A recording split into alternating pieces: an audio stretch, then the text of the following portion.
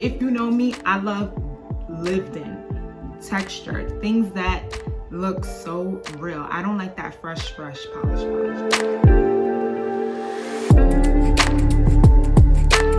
Hey, beautiful people of the world, it's your girl A Reed, and if you clicked on this video, it's because you want to know how to achieve this look. And when I tell you, she is long, she is extra, she is exaggerated, and she is luscious. So let's get into it. First and foremost, I'ma just keep it real. I don't know what to call this style. People ask me all the time, are these locks? Are they twists? Are they braids?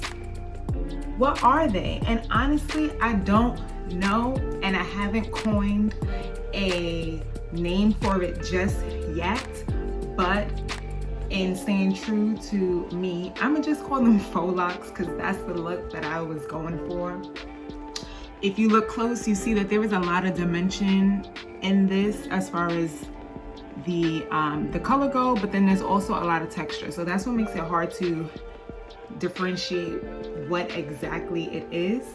However, I'm going to quickly go over a few preliminaries before we jump into the actual tutorial of how to achieve this look. So I do have 32 faux locks in my hair at the moment. I was able to complete this style within 6 to 7 hours. The things that you're gonna need to complete this look is, of course, you need a comb to part your hair. You might need some sectioning clips, whatever you use to keep your hair controlled. You definitely want to use a moisturizing product. I'm very big on making sure that when I do these protective styles that my hair is fully moisturized and hydrated, just because this is synthetic hair, and synthetic hair likes to suck and absorb moisture, and we want to make sure that we're protecting our hair.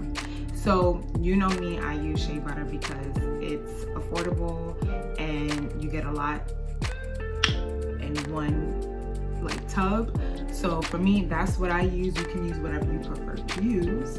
You're also going to need nail glue, and that's just to seal off the ends here. What else are you gonna need? Oh, and of course, let's get into the hair. Duh. So I actually used 3 types of hair.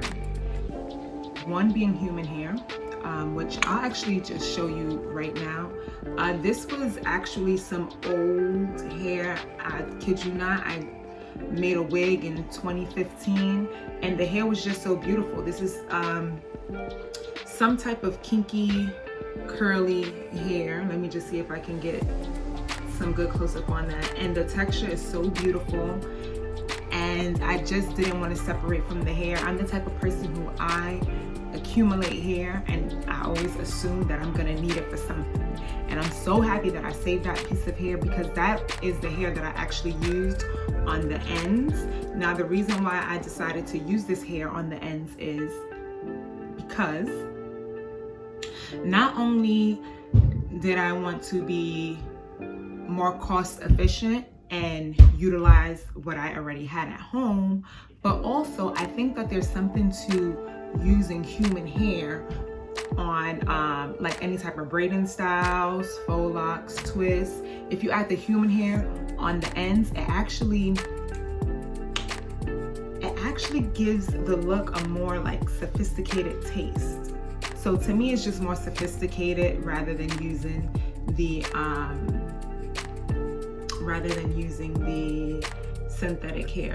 And honestly, right now, she looks a little bit raggedy. She looks a little bit raggedy right now, but it's because it's human hair and she needs conditioning. And I've washed my hair 1 time since doing this style, so you'll see my roots is out there, but this is the look that I love. If you know me, I love lived in, textured, things that look so real. I don't like that fresh, polished look. So this works well for me. However, when she is washed and conditioned, I do condition the ends because this is human hair and we want her to pop and define those curls. She looks amazing. She really looks beautiful, and I'm actually going to do a shampoo tutorial on how I maintain this hair because we are in this for the long haul, y'all. This time, me and her, we probably gonna, I'm gonna see if I could ride out with her until the end of the year, to be quite frank. So yeah, so I went ahead and I used some leftover human hair. You can use whatever you got at home. If you have textured human hair at home, go ahead, use it. If you want to go ahead and buy some free truss synthetic hair to put on the ends, you can do that too, okay? Whatever works best for you is what you do. I'm just letting you know what I did. So I used the human hair on the ends, and I actually had 1 pack of Cuban hair twists laying around because I always have Cuban hair twists at the house. I'm not sure why, but I always have it, and I know that's my favorite type of hair. So I was able to use literally just 1 strand to add to the base of these faux locks, and the main hair that I was able to use was the Janet collection, and it is the Jamaican reggae style 3-time Caribbean braiding hair. Now this hair is 80 inches long, y'all, so it's very, very long. And then in addition to that, I added the extra human hair on the end, so it's very exaggerated, it's very long, but it's a beautiful style, and my hope is that you can try it and that you fall in love with it too. So we're gonna go ahead, watch this quick tutorial, and then I'll come back. And as you can see here, I have a nice thick section, and you're gonna go ahead and get that nicely moisturized. The technique that's gonna be used here is the same technique that I used for the knotless micro twists. So we're gonna part the section down the middle, and I'm gonna be sure to link that video up top for you. Grab your 2 sections of the reggae twist here and your 1 strand of Cuban twist here, and we're gonna create a nice foundation. Now this is going to go directly on the scalp. That's going to be the base, and you're going to do a counterclockwise twist and then a clockwise and a counterclockwise twist. I'm sorry about that. And we're going to work our way on down. And to be honest, after using this technique with the twist being the base for my faux locks, I really don't see myself using box braids going forward in the future. Just because it's easier to install and a lot easier to take out, and is more gentle on my hair. Let me get some nice texture going on there. That's completely fine. And as we work our way down to those ends, we're going to start to prepare for our human hair extension. All right, so there we go. That's my little piece. Isn't she beautiful?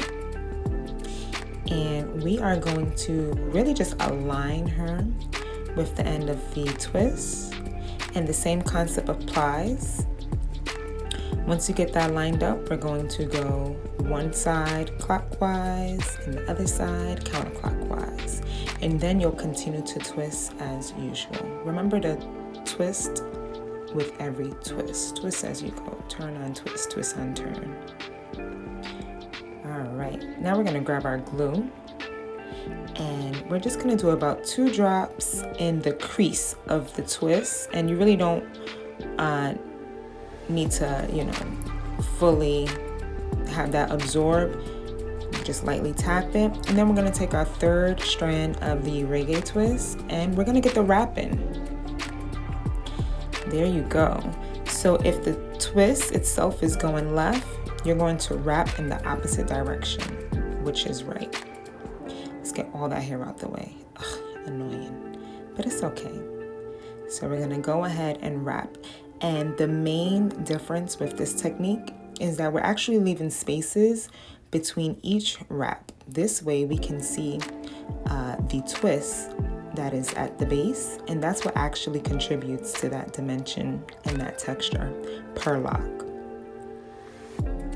Just keep wrapping, y'all, keep wrapping. And honestly, because we didn't fully allow that nail glue to absorb, once we go over it with the wrapping hair, it actually is able to bond it, which is great. So you're not using too much glue. Then you're gonna go ahead and snip away any extras, and this is where you really want to do your fine tuning, because this is synthetic hair, and you want to make sure that it's not being mixed in with the human hair, because it just wouldn't blend. And then you'll go ahead and seal off any type of flyaways or pieces that just needs to be sealed in general. And this is what it looks like, the finishing product, raking out those ends. Okay, you all, so I hope you enjoyed that quick little tutorial. And honestly, this style is amazing. To me, it's so amazing. I get compliments on it all the time, all the time, all the time. I actually was able to wear this hair when I went to Mexico, and this is actually round 2 of this style. This is round 2. So I did it when I went to Mexico, came back, it was funky, but I was like, you know what? I love this style so much, I'm just gonna go ahead and do it again. And that's what I did. I went ahead and I did it again, and I was like, you know what, let me just make a tutorial, because I figured that it's a very different look. You know, it's a different look. I haven't seen anybody walking around with their hair looking like this. I'm very interested in seeing how many people try this style and to see how different people customize it and personalize it. So I just thought that I'd share it with you, and I hope that you love it, because you know I do. And please, if you like this video, if you found it to be helpful, please feel free to drop a comment down below, like, share, and subscribe.